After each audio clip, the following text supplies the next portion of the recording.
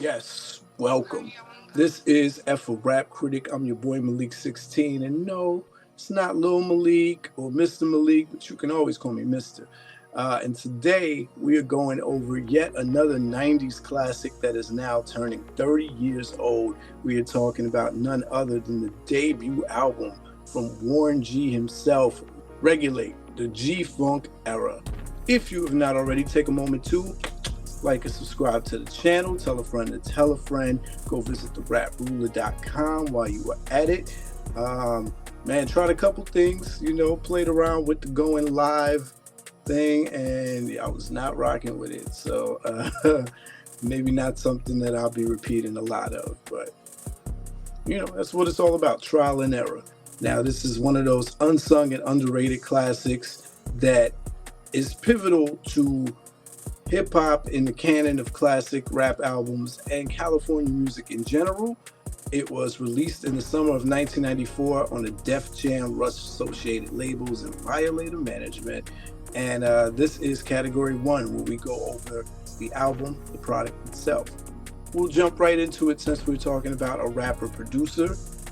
First dimension in category 1 is going to be Dimension 1, quality of the production. So Warren G, there's enough audio history of Warren G's career told by other people and him telling it himself. He started out as a DJ, always dabbled in production, looked up to his older brother Dr. Dre, but developed his own style because they didn't necessarily grow up under each other like that, right? So his whole thing coming up in Long Beach was developing his own style and sound while still being influenced. By the time Dre comes out with The Chronic in 1992, Warren G said that he helped shape the sonic landscape because it was a group effort, but it's something that only has been unfolding in recent years. In the 90s, we knew none of this unless you were inside the industry. So Warren G said he is a big piece of songs like Little Ghetto Boy, Stranded on Death Row, and even Let Me Ride. Not very credited, and there's mixed ideas about why. Snoop has been in interviews saying that they were protecting Warren G from the grip of Death Row, which was wild at that time. Warren's going on record in some interviews saying that the energy around Death Row was never good. Him and Suge butted heads. And then there's other ideas around that. And so either way, Warren was left to his own devices to create his own sound. What he comes up with, and I've mentioned this in other episodes, particularly when we were talking about Nipsey, he comes up with what he defines as the G-Funk sound. Now, a lot of West Coast hip-hop music from the 90s and even now, contemporarily, has been lumped into that category because it just sounds nice and pretty to put a bow on. But G-Funk has a specific groove to it. I think the G, more than anything, I know colloquially we think it stands for gangster funk, but it's more groove funk than anything, right? Because there's a mellowness to it, which perfectly fits Warren's kind of stance in the game. He's a mellow presence in hip-hop history. And that, if we're looking at this album, is the dominant feel of the beats here. There's a healthy amount of samples, and most of the songs here are mid-tempo. The most up-tempo song you're getting is And You Don't Stop, because sample of Janitzio by Don Julian is going to be different than any other sound bank that he's pulling from for the rest of the album. The rest of the album's coming from familiars from the 60s and 70s. You're getting stuff like Les McCann and Eddie Harris, Bloodstone samples, Kool and the Gang, Mtume, Midnight Star, Lou Donaldson, Cameo, Gil Scott-Heron. Even when he dabbles outside of black music, he's going to Blue-Eyed Soul. You're getting everybody's favorite jazz musician to sample from Bob James, and you're getting classically the Michael McDonald sample for the title track Regulate. With that, the sound that's really prevalent is probably why he gets lumped in with the Dr. Dre's and the other producers who were coming out of the West Coast in the early 90s, is because he's using that modulated whistle, that modulated funky worm. On a track like Recognize, you see how that leads the beat.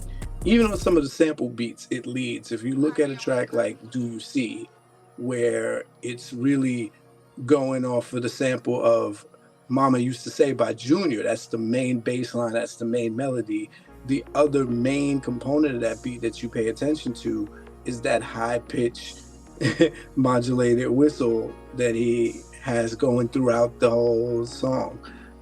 And yeah, it was the time for that. It was the era. There was a point in time, 94 being probably the peak of this, where you couldn't get a hit beat without having some element of that. You know, I mentioned that even R&B songs at the time incorporated that somehow. East Coast songs were using it because it was just the dominant sound. And we can credit that not to starting with Warren G, but we can credit Warren G for owning it. What Warren G pioneers here is definitely the G-Funk brand. This idea that it's okay to have this lighter side and lighter sound to gangster music, because everything being said on these tracks is still the same content that's coming out of the West Coast at that time in that genre. It's just a breezier feel.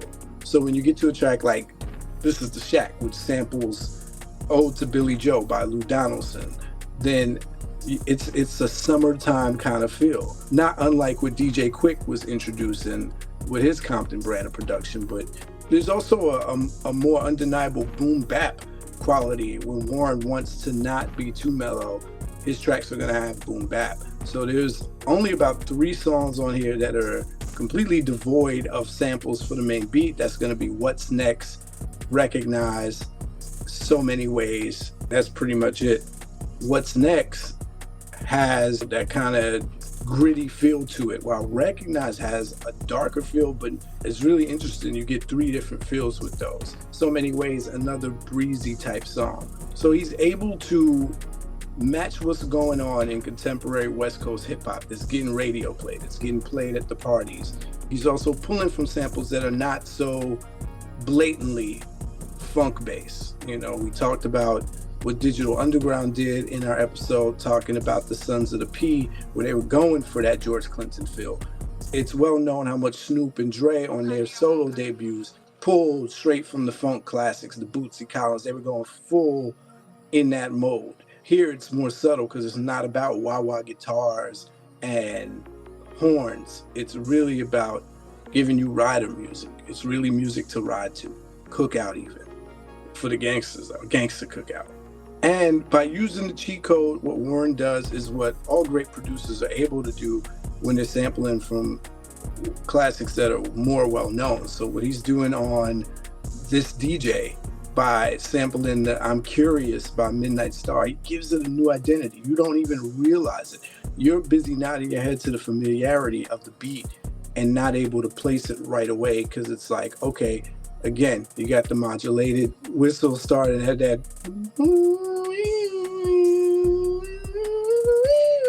He's using the traditional method that hip hop was built upon. It's like, I'm going to interpolate this. I'm going to use the familiar groove of it without just stripping it. And that's the same thing he does with Do You See, because that Junior song originally is an up-tempo dance song, a very 80s sounding dance song with big old horns in it. And he just takes the familiar bass rhythm of it. So when you think about the lead-off song, which is the title track, the most famous song from this album, that Michael McDonald sample, he doesn't do much to that original beat. I mean, if I played the original right next to it, they would almost match in tempo. But adding that Bob James whistle from Sign of the Times was a space holder in a lot of ways, and it becomes something that's embedded in the beat. It's going on record stating that they didn't even plan out a chorus. They just decided at the last minute after the song was done to just let it breathe and squeeze that whistle in there to really take it to a different space. And that was breaking norms in hip hop at the time. You had to have a chorus, you had to have 16 bars. Even the decision to split a verse between rapping and singing with Nate Dogg, there's a lot of structural rules being broken, but because of the familiarity of where they're pulling the sample from, it balances out. It's very easy to listen to the point where, you know, if you play that song right now, people are gonna whistle during the chorus. That's production right there. Something to consider on a scale from 1 to 5 heartbeats when you're thinking about the production on this album. That takes us to dimension 2, the cohesiveness of the sonic bed. All right, one producer lots of samples, but introducing a whole new take and a whole new bend to this style that usually takes you to a risky space of sounding the same or being too experimental. The fact that it's a short album helps it out. There's some thought in how things are sequenced here, and it's less about the sonics and more about the presentation and the rolling out of other elements. But if you think of it just sonically, Do You See is a little softer coming after a song like Regulate. And then from there, you get the skit, which breaks it up and takes you into Recognize, which I mentioned has a little menace to it, which is what you want after two songs that could be perceived to be not the hardest, right? Now that affords you to come back with a song like Super Soul Sis, and then after yet another skit, you get to revisit some of those feels with a track like So Many Ways and This DJ. So by the end, you get to round it out with whatever you want to do. When you get to And You Don't Stop, which is the most different sounding track on the entire album, like I said, because of where that sampled from, then you can round it out a little bit more in the middle with the posse cut at the end. The reason I say the sequence seemed more intentional in terms of presentation than sonics is because there's the balance here of having enough tracks where you get to know Warren as Warren without guests. But this is very much so a Warren and Friends album. And so there's a careful decision-making process here with how those are spaced. I think you get a Warren song, Warren with a guest. Warren song, Warren with a guest. And it starts off with Warren and a guest, right? This is your introduction to Nate Dogg and Warren G. Maybe not the first tracks that they've ever been on, but certainly the first tracks that the masses have heard these two on. So it starts off with him sharing the space. The next track, all Warren, then he opens up to the point where he's barely on a track like Super Soul Sis. He shares the mic again, reminds you one last time before the album closes with And You Don't Stop, and then he's sharing it. So I think that's more where the focus was, and because of that, it does give you a sense of balance. When you're thinking about the kinds of beats, when you're thinking about the time shared on the mic, and then lastly, tempos, because it doesn't really get hyped. The And You Don't Stop just steps it up by, 1.5, not any big measure. It doesn't go to the club all of a sudden out of nowhere. So all these things are something to consider when you're thinking about the cohesiveness of the album. All right, that takes us to dimension 3, the intentional mood and tone on this album. Warren G, he fills an interesting place in hip-hop history because the story is interesting, right? He was with Snoop and Nate before we knew Snoop and Nate, before Dre knew Snoop and Nate. He's responsible for bringing Snoop to Dre, who brings him to Death Row. But he himself, the stepbrother of Dre, does not make it to Death Row. And a lot of room wasn't left for question marks because he makes it on one of the biggest hip hop labels of all time at a time where it was unprecedented. He's on Def Jam, and it reminds me of when Flesh and Bone signed to Def Jam in the midst of Bone Thugs and Harmony being bigger than life. It's a win in its own. It's like, oh, okay, you got it yourself. There's no need to talk about you not being on Death Row because you're on the other big label. And everything's coming out like hotcakes at this time because the West Coast is now a huge center of attraction for the hip-hop industry. You just assume everybody knows each other anyway. They're appearing in each other's videos, and that helps create the aura and the vibe because I don't think people were checking for labels like that back at the time. So there's not a lot of proving that needs to be done. He really just slid into the game. And because of that, the only agenda here that seems present is introducing this G-Funk era that he wants to coin and spread and get the word out about, while also introducing you to his homies who wind up being his signees on his label G-Funk Records. But this is before the label truly existed. So at this point, it's just, let me put on my folks. He's sharing space in a way that predates what we see from rapper producers now. Now it's the norm. It's the expectation. We just got through talking about Kanye's debut, The College Dropout, where the idea for most was that, oh, it's going to be another producer helmed album where it's just it's like a compilation with a bunch of rap features on it. And you might throw in some verses here and there, but that's not what people are checking for. Warren, even though he's being billed as a rapper, he's still treating himself as if he's coming out with a producer album, and he's just, tossing himself and tacking himself on to the end at songs like, okay, yeah, I'm on here too. It's an interesting dynamic because you could also argue that this was entrepreneurial priming also. Like, he knew he was coming out with G-Funk Records. He wanted to set the tone and do a soft launch by introducing all these soon-to-be artists on his label. And he was thinking like that, which is why he was so generous with sharing the mic. All these things could be true, but that's really what the dominant umbrella kind of feel of this album is. It's not the gangsterism of it. It's not the proving ground or anything like that. It's more about, hey, I want y'all to get hip to this G-Funk era, and I want you to know, my homies, we here now. What's up? And I also want you to know who I'm down with. Yeah, it's a very privileged way to come into the game. It's a very enviable way to come into the game, similar to Nas's interest, where it's already set for you. You just gotta show and prove now. And that's the confidence and coolness that Warren was able to come in with. Tell me if you pick up on any other tones and themes and moods. Something to consider on a scale from 1 to 5 heartbeats. That takes us to dimension 4. The song distinction versus the repetition of words and sounds on this album. All right, we already talked about the modulated whistle, the modulated funky worm effect that was also popular in early West Coast rap of the 90s. So because he's pulling from different sample spaces, there's not a lot of redundancy here, not even with the drums. There is a mellowed out bass. Warren said he used the MPC 60 for most of the production here. One of the most popular machines that we hear album after album that we do on this channel.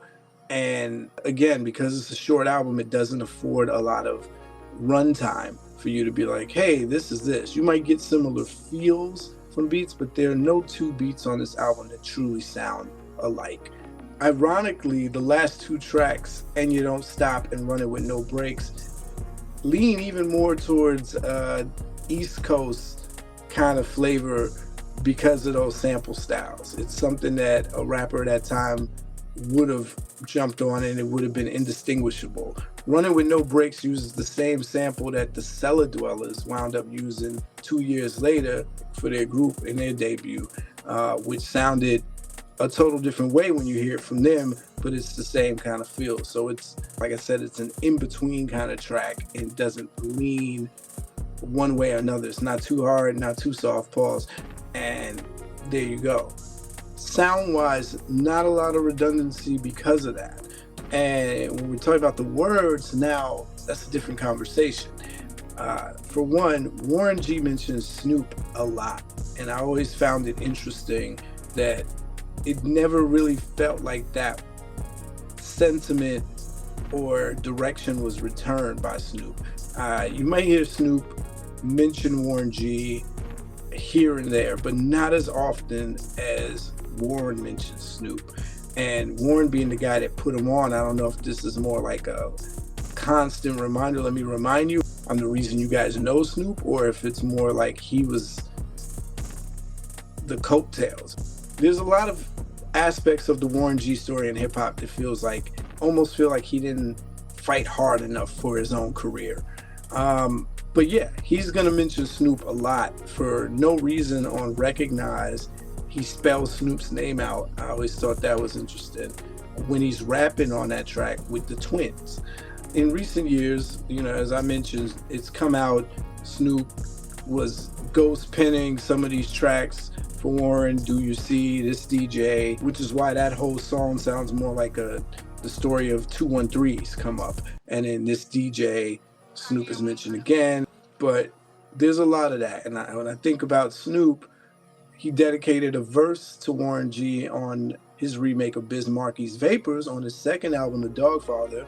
Warren's featured on Ain't No Fun If the Homies Can't Have None, but if you watch the Drink Champs interview with Warren G, he mentions that he wasn't even approached to get on it. He tacked himself on. He's like, yo, can I get in on this? So it sounds like Warren G wasn't even slated to be on that album.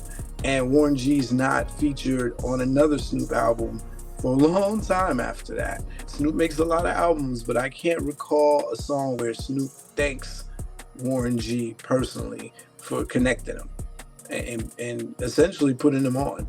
You know, Snoop has a whole album called I Want to Thank Me, but I digress. So with that, yeah, there's a lot of mention of Snoop. There's a lot of mention of the G-Funk era, which, as we talk about on this channel, there's intentional branding and then there's lazy rapping.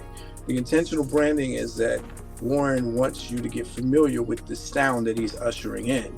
That's the brand. And we just talked about in the last dimension, if that's what we're to believe is the intentional mood, tone, and theme of the album, it makes sense. But then there are the other side of repetition, which is the lazy writing, or in this case, lack thereof writing. There's a lot of tracks, probably by the time you get to the second half, and mostly for the guest songs or songs with other rappers, where it sounds like Warren G was freestyling and did not think this through.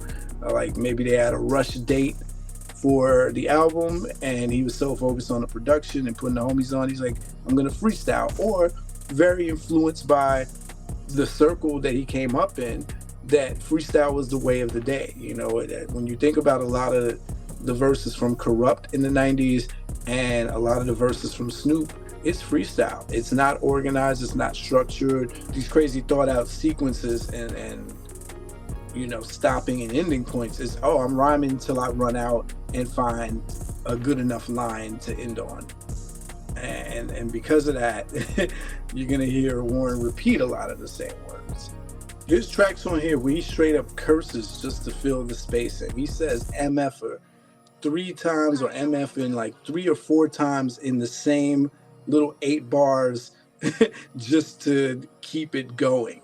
A lot of that. The word tweaking or tweak or variations of that is going to be used a lot. Warren G also says tick-tock a lot. So yeah, a lot of repetition with the words here. Not so much with the sounds, but tell me if you pick up on that or something else. Something to consider on a scale from 1 to 5 heartbeats. Takes us to dimension 5, the amount of content versus the amount of songs. It's a 12-track album, but only 10 of them are actual songs. The 2 skits with Ricky Harris, rest in peace, they're just space fillers, which adds to this idea and this feeling that maybe this album was thrown together and it started as a bright idea to get his name out there, but it was like, oh, I gotta actually make a whole album. I didn't sign up for that. Let me fill it out with this.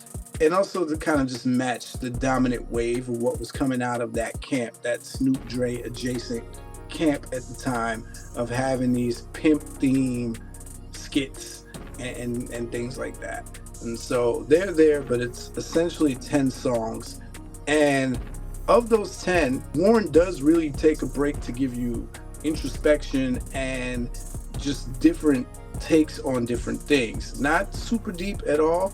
The extent of that goes with the singles. The singles is where the content lies.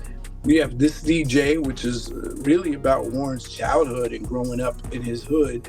And you have You Don't See, which, as I mentioned, is pretty much the story of the group 213 with him, Nate Dogg, and Snoop in their grind to get into the music business. So not the childhood story, the how I got into music mixed with my dabble into street life. And then Regulate, which is a story. Beyond that, it's just braggadocio. So Many Ways kind of paints the picture of everyday life in his section that he's repping in California, with braggadocio mixed and a little touching on being famous and more recognizable now. So I mean, that's really it. But 3 out of 12 songs, and those 3 happen to be the singles, it creates a weighted average. So where that 3 would usually just be like a quarter of the album, like 1/4, if you consider that only 10 of these songs are songs, 3 songs, and them being the most recognizable songs off this album, skews it a little. So it feels more like 45, 50%.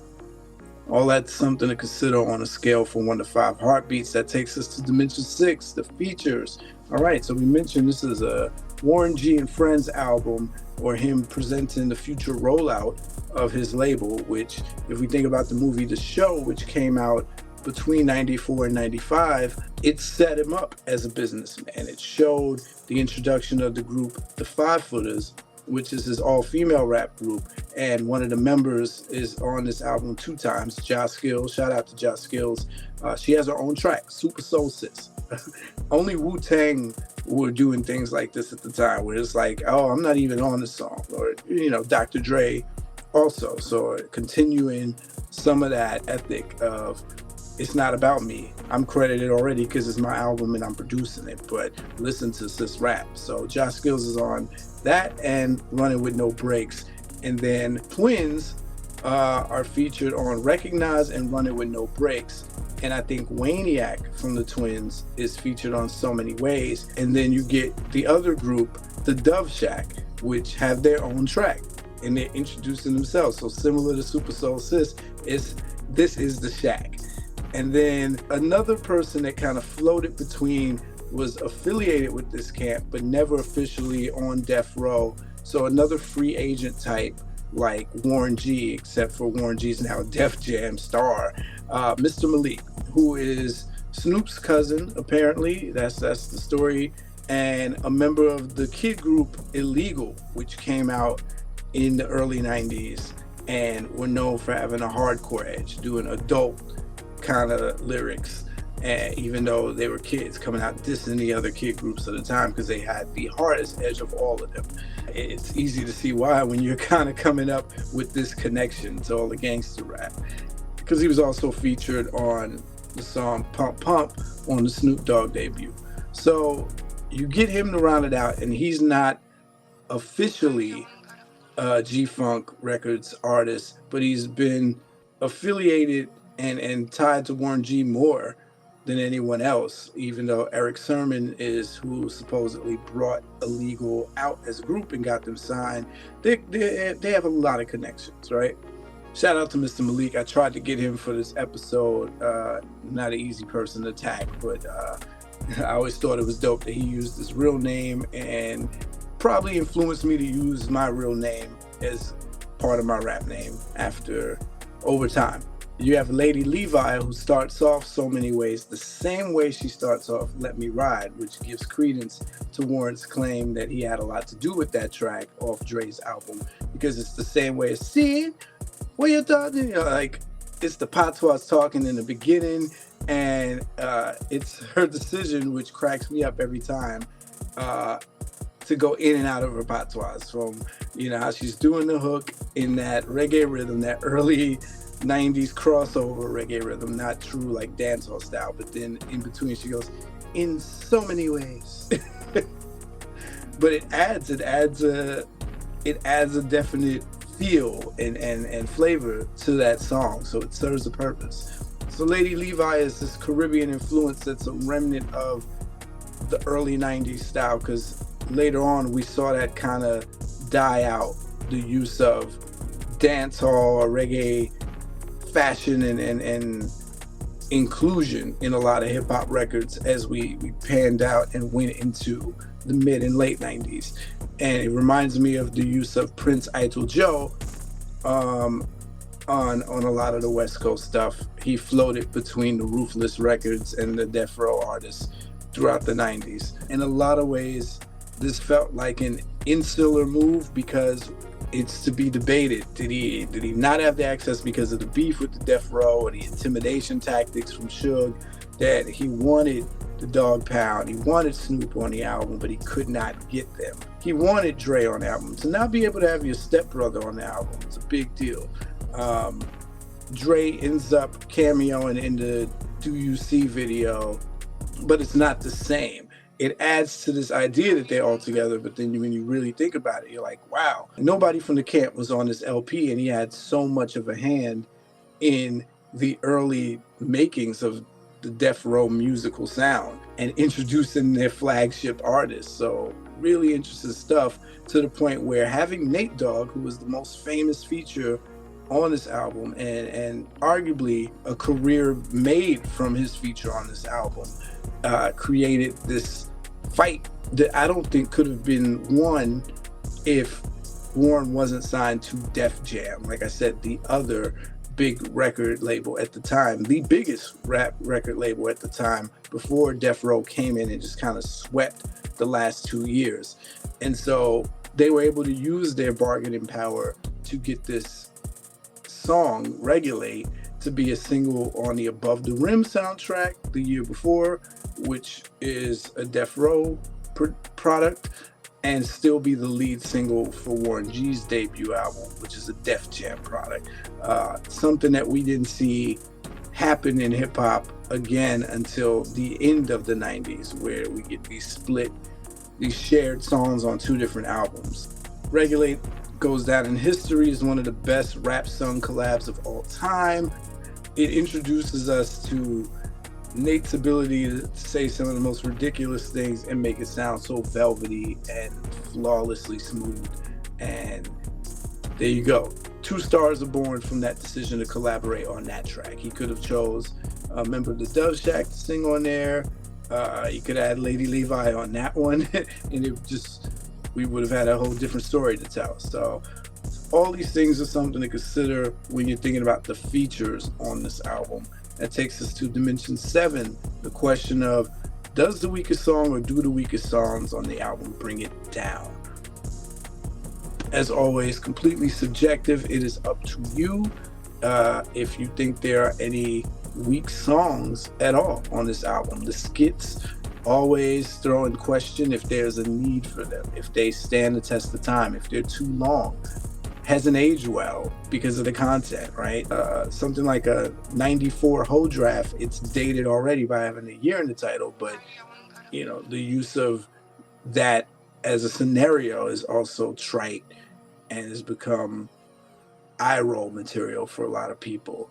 But maybe you consider the songs where Warren G is obviously freestyling to be weak and skippable. Maybe you don't like the softness of some of the samples. Maybe you don't like the guest appearances being in the lead on tracks like This Is the Shack or Super Solstice. And you're like, I came here for a Warren G album, not for Warren G and Friends. It's all up to you. Something to consider on a scale from 1 to 5 heartbeats. That takes us to Dimension 8, Mass Appeal. What kind of reach was this album destined to have, and was it reaching? We talked about Warren sliding into a very comfortable lane that he carved out for himself. He seemed very primed for it. Again, if the lead single Untitled track, was already released between the years, right? So that's a single that played for a long time between 1993 and 1994. So there's buzz, there's already attention and familiarity with this, and curiosity for more. And he delivered with singles like This DJ and Do You See. Again, having Dr. Dre in the Do You See video, the familiarity of the samples, all these things play a role. It helps with the whole aura and idea that this is all the newest person coming from this crew, because we're not as label minded. The samples give you that head nod factor where it's just easy to get into. And honestly, these are the songs with the least abrasive language and content.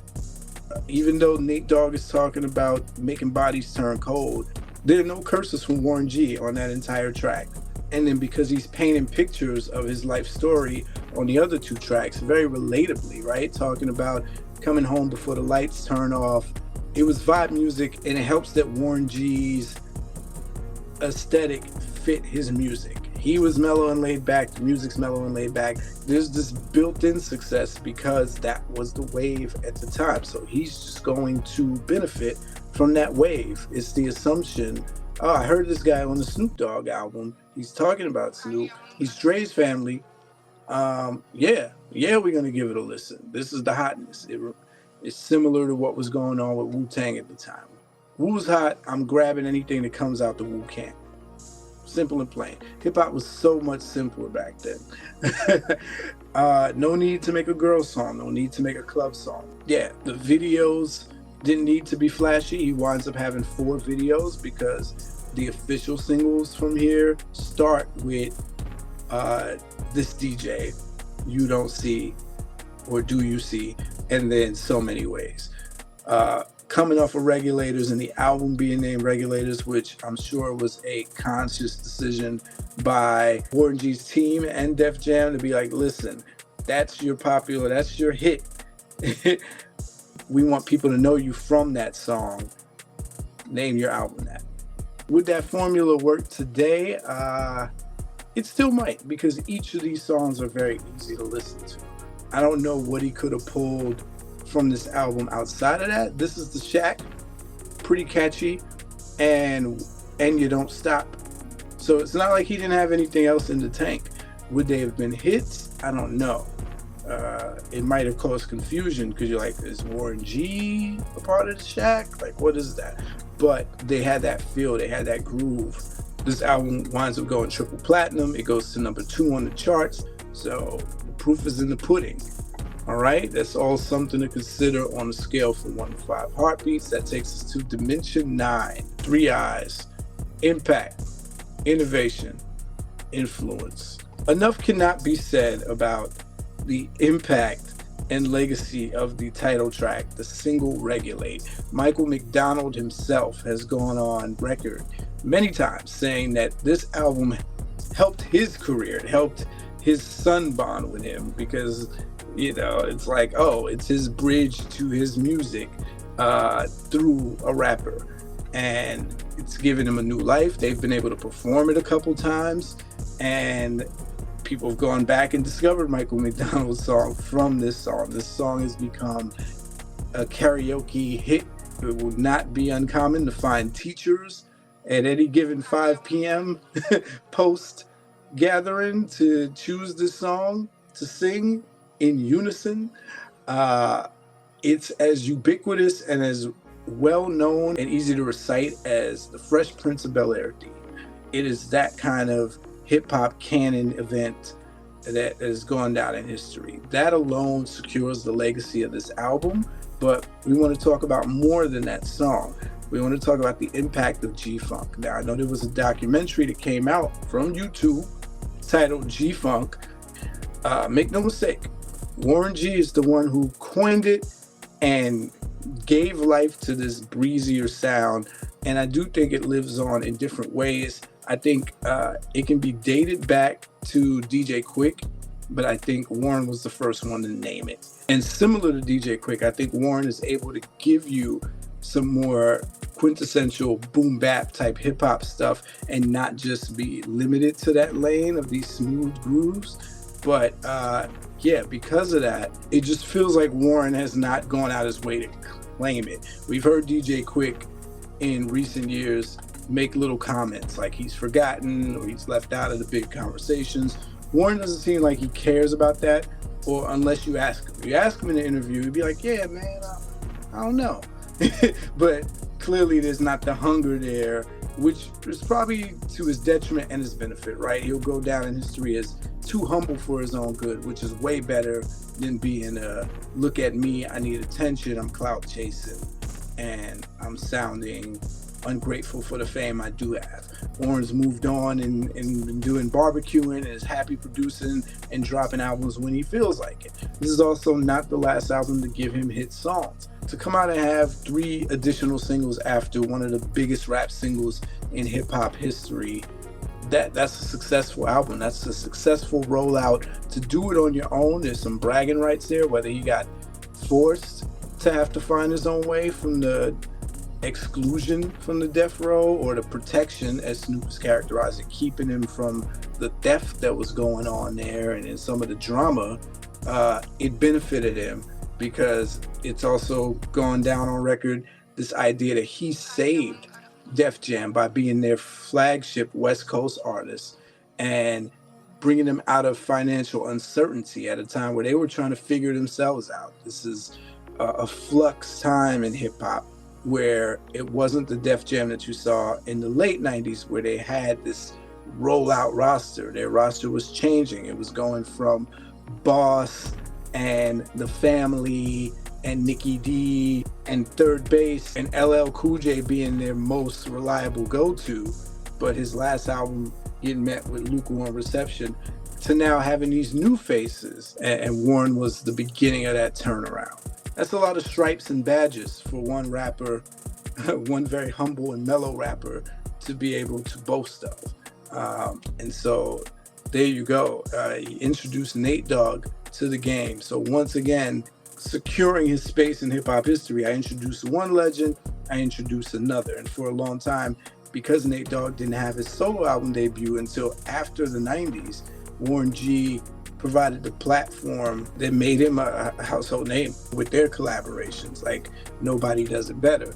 Influence, I would say there's probably more Nate Dogg influence from this album than anything else. I don't know if this influenced more Long Beach rappers, because we haven't heard a lot from Long Beach between this release and newer rappers like Vince Staples. It's not like there was a booming Long Beach hip-hop scene after this, but it definitely helped to solidify Long Beach's place on the map, because I do think in the midst of all the Death Row hype, it wasn't clear where Snoop was, even though he was saying LBC, LBC to the death, but you're just so lumped in with Compton when you think of NWA and Death Row, that hearing Warren G support that claim of LBC made it realer for people, at least outside of California. I'm sure in California people are like, yeah, LBC. Us who are in places like New York, which is all the way on the other side of the country, are learning that not every city in California is LA. This is a tutorial. This is Long Beach. This is Compton. This is Carson, Watts. All these places are different from each other, but next to each other. It's the same way we look at Harlem and Bronx and Queens and Brooklyn. Like, yes, it's all New York, but get to know the identities of these folks. And you're learning, damn, they kind of laid back in Long Beach. I don't know if there's any rappers or producers who have come after this and said, oh yeah, I gotta give the credit to Warren G. For that is the reason why I began the episode saying that this is an unsung and underrated classic, because I don't think Warren G gets the props and kudos that he deserves for hip hop history. And so that's an unfortunate part of the impact, innovation, and influence legacy of this album. All things to consider on a scale from 1 to 5 heartbeats. That takes us to Dimension 10, the final dimension, the overall uniqueness and timelessness of this album. He uses the cheat code for over half the album. There's only 10 songs. It has the benefit of making a lot of these songs timeless themselves, because a lot of the songs were already popular. You can't go wrong sampling Midnight Star or Mama Used to Say or I Keep Forgetting and Lou Donaldson and Kool and the Gang. Like, it's built in, as long as you don't make it too abrasive. Warren G saves the abrasiveness for those tracks where it's more hip hop, a little bit more in your face, and posse cuts, which weren't going to make the rounds anyway. But you do need that balance, because some of the other songs are softer sounding. Like, This Is the Shack, even though they're talking the same gangster-ness. Some of the references, they say the year a lot. Some of the skits, like I said, some of that stuff has not stood the test of time. It's like, okay, yeah, on Super Solstice, Josh Skills is making a lot of references to things at that specific time. And Warren G himself, like, the callbacks they're doing are to like old jingles, commercials, TV shows from an era that only 70s kids would relate to. But because the sounds are so easy to get into, it might fly over some people's heads, or it just might have the effect of being forgivable. Some of the rap flows and patterns might sound a little outdated. Again, over the beats, easy to get into. I don't know if for the entire album, if that doesn't stop you from like skipping or cutting it off, but it's all up to you. Something to consider on a scale from 1 to 5 heartbeats. And on that note, we conclude the Category 1 review of the classic album by Warren G, Regulate, the G-Funk Era, which turns 30 years old. Join us as we go over category 2 and video 2, which is the rap performance on this album. Until then, y'all know what it is. F for Rap Critic. They talk about it while I live it. Word to meth.